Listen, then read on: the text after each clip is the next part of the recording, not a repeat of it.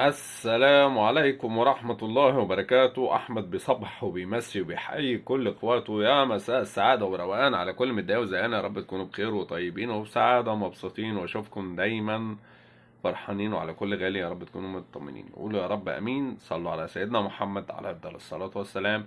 شفعنا يوم القيامة بإذن واحد أحد. طبعا النهاردة أنا جاي أتكلم عن الفنانين، وهم الفنانين المتصدرين اليومين دول. فيهم اللي بيعمل حاجة كويسة، فيهم اللي بيعمل حاجة مش حلوة، زي ما انتوا شايفين. الفنانة رانيا يوسف عملت حاجة مش كويسة، وطبعا بتقول له نزل التليفون نزل التليفون. طب ما انتي لابسة اصلا يعني حاجة ما يصحش يعني.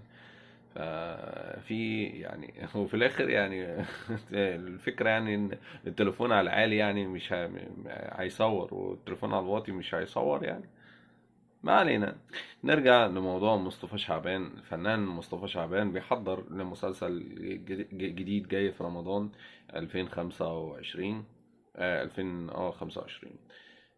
عبارة عن ايه؟ القصة مش معروفة طبعا. المسلسل اسمه حكيم باشا يعني. حتى الحكماء يعني خليتهم بشوات. طب يعني خلونا حكيم فقير كده يقول لنا أمثلة ومواعظ وأي حاجة يعني. يا إما برضه يكون حكيم دكتور، يعني مش شرط يكون حكيم بالمعنى المعنوي، يعني ممكن يكون حكيم بيعالج الناس يعني. سواء بالروحانيات أو بالعلاج الطبي. وطبعا عايز أقول ان اتمنى ان يكون المسلسل مختلف، واتمنى ان هو يكون عامل حاجة مختلفة جدا عن الادوار اللي فاتت. يعني مش عايزين زي بتاع السنة اللي فاتت لما كان بتاع سمك.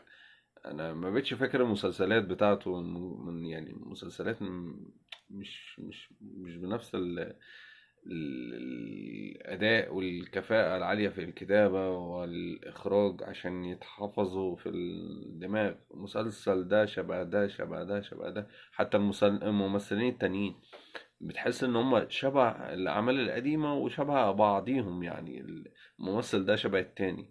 فنتمنى ان هو التكرار ده ينتهي، وان يبقى فيه تنوع وفي ابداع اكتر من كده. وطبعا ده كان رأيي في المسلسل، وكان رأيي في الفنان مصطفى شعبان. الفنان مصطفى شعبان عجبنا في أيوب، فنتمنى ان هو يعمل لنا حاجة شبيهة لدي. خصوصا ان هي قصة واقعية جدا ولمست الناس يعني. أقول قولي هذا واستغفر لي ولكم، وأشوفكم في الفيديو اللي جاي إن شاء الله. سلام أخواتي.